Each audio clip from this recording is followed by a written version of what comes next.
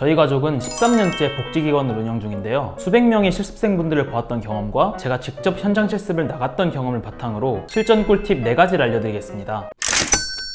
안녕하세요. 온가족이 사회복지사인 찬영멘토입니다. 실습은 사회복지사 자격증 취득의 마지막 관문이라 할 수 있죠. 처음으로 사회복지 현장에 가서 실무를 경험하는 만큼 낯설고 여러모로 신경 써야 할 부분들이 많아서 특히나 더 어려워하시는 분들이 많습니다. 오늘은 제가 기관에서 일하면서 수백 명의 실습생분들을 보았던 경험과 제가 직접 실습을 나가서 알게 된 것들을 바탕으로 예비 실습생분들이 미리 알고 계시면 좋을 4가지 꿀팁들을 알려드리겠습니다. 오늘 알려드린 것만 알고 실습하셔도 실습이 확실히 더 수월해지고 보람 있는 시간이 될 거예요. 첫 번째, 작은 노트랑 필기도구를 준비해주세요. 실습일지 작성에 필요한 소재들을 기록해 두시는 건데요. 실습을 진행하시면서 가장 힘든 것 중 하나가 꼽자면 대부분 현장 실습 보고서 작성을 꼽습니다. 완성본이 두께가 2-3cm 정도 돼요. 이 중 가장 많은 분량을 차지하는 게 실습일지입니다. 매일 그날 어떤 걸 했는지 시간 순으로 적고 느낀 점도 적어서 담당 슈퍼바이저님께 피드백과 도장까지 받아야 합니다. 근데 기관에서 매일매일 새로운 일들이 생길까요? 전혀 그렇지 않습니다. 스케줄이 평상시엔 대부분 똑같이 흘러가서 일지 쓰는데 소재가 엄청 부족해요. 어떻게든 엮어서 분량 늘리려고 머리를 엄청 쥐어짜내야 됩니다. 그렇기 때문에 실습 첫날부터 마칠 때까지 작은 노트랑 펜을 항상 들고 다니세요. 그러면서 수시로 짬짬이 그날 했던 일들을 적고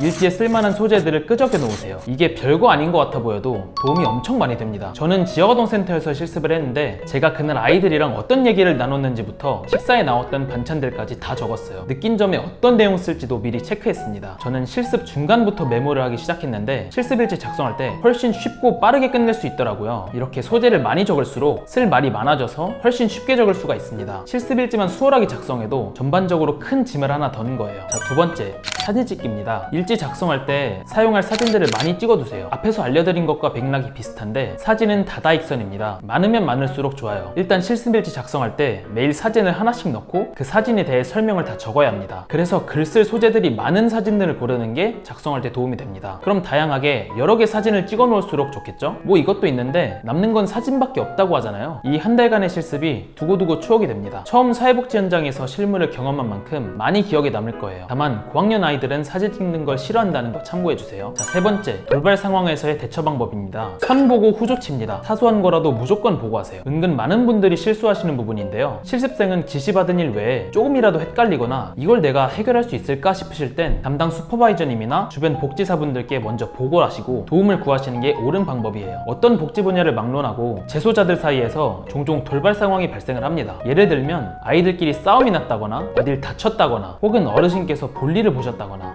하는 등등 여러 가지 신속한 대처들이 필요한 일이 자주 일어납니다. 그럴 때 보통 그 자리에서 스스로 해결하려고 하시는데 이거 자체가 나쁘다는 건 아닙니다. 여기까지는 좋아요. 근데 자기가 할 수 있는 범주를 벗어난 일까지 스스로 해결하려는 분들이 종종 계십니다. 그러다가 일을 더 악화시키는 경우가 꽤 있습니다. 저희는 사회복지 실습 과목을 이수하는 실습생이기에 아직까지 돌발 상황을 대처하기에는 경험과 노하우가 부족합니다. 나아가서 기관 내 근무자분들에게 있어 신뢰가 될 수 있어요. 그래서 본인이 생각하기에 이걸 내 선에서 해결할 수 있나 싶으실 땐 반드시 슈퍼바이저님이나 복지사분들께 먼저 알리셔야 합니다. 담당자분들도 이렇게 하시는 걸 좋아하세요. 복지사분들이 본인의 경험과 지혜를 바탕으로 지시를 내리시면서 잘 해결하실 거예요. 그런 걸 옆에서 보시면서 실무에 대한 노하우를 배워갈 수도 있죠. 이런 것 외에도 실습의 모든 부분에서 항상 담당 슈퍼바이저님과 소통을 하시면서 진행을 하시는 게 좋습니다. 네 번째, 현장 실습 보고서입니다. 보고서는 사회복지사 업무의 기본이에요. 정말 중요합니다. 그 첫 단추로는 실습 보고서가 있는데요. 기관에서 시간 채우는 것보다 보고서 작성이 더 힘들다고 하는 분도 많이 계십니다. 그래서 조금 더 수월하게 할 수 있는 팁을 말씀드리자면 일단 기본적으로